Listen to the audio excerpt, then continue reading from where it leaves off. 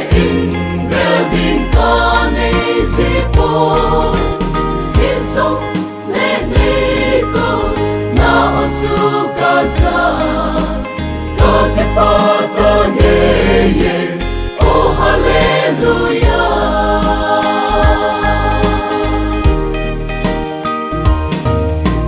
kanung kama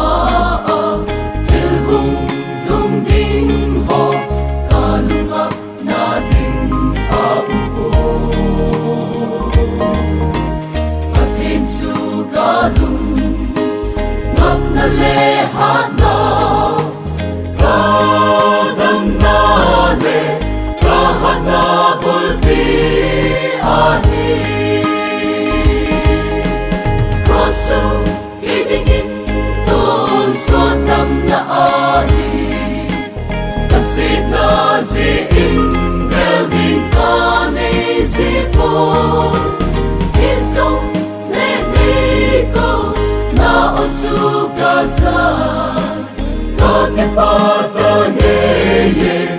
oh hallelujah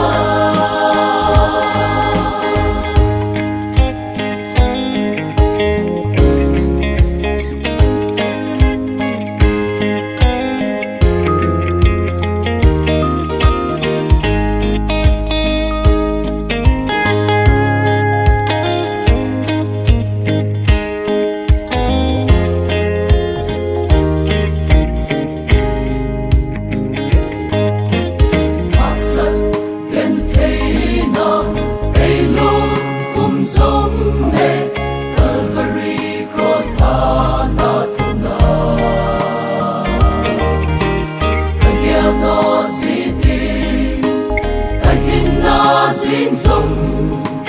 răng adingin tahong kilhane faga rosu kidingin ton sotam na ahi kasit na zi in building kane zi po isong leniko na otsu kaza ka ke pa ka ye oh hallelujah